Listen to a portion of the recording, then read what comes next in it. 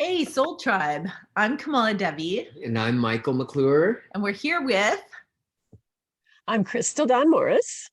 Rich Prittis.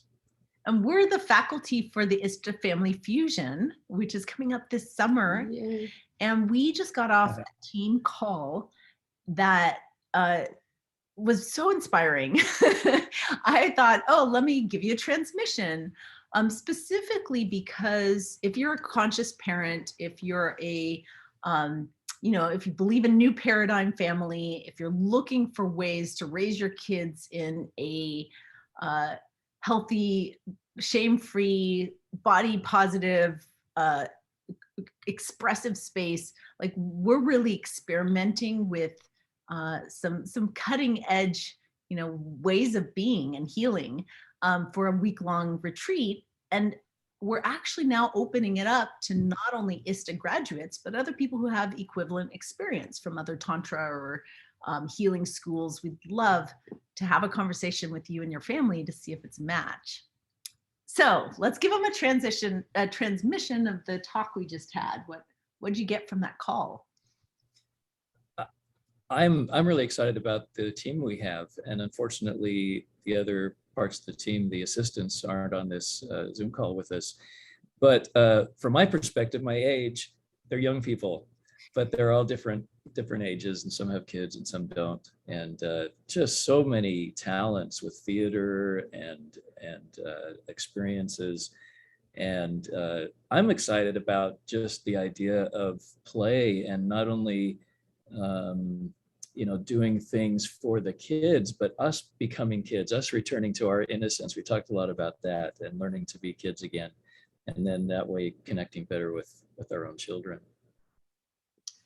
And I'm excited about the possibility of also that play with nature. Things like being able to build shelters and make fire and all of those magical things that as a boy was always super exciting to me, to be able to go out in nature and see if I could survive. And all the kids will survive, I promise. But we're going to put them to the test to see if they actually have some of the survival skills as well. And lots of fun and play. I know last time everybody loved chopping wood with the axe, which was one of the biggest things, and throwing spears and all that stuff. Those were big highlights. So I'm looking forward to doing a lot of those kind of fun things in nature, getting us back to our caveman and in Indian or native primitive person skills. I'm really excited about just creating a really powerful, playful space where we can feel the sense of freedom and flow. And I'm just recognizing after, a few years of COVID, how we have been kind of held in our houses and hadn't been able to play with our friends. And one of my grandkids basically stayed home, and he was homeschooled because he didn't like doing the online stuff.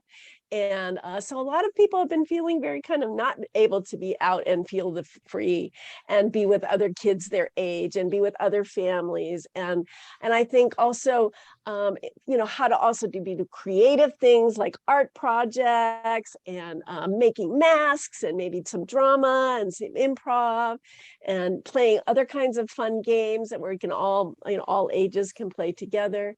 And also just to create a heartful, loving space where we can all just show up and be who we are and not feel the pressure of trying to have to do anything in particular.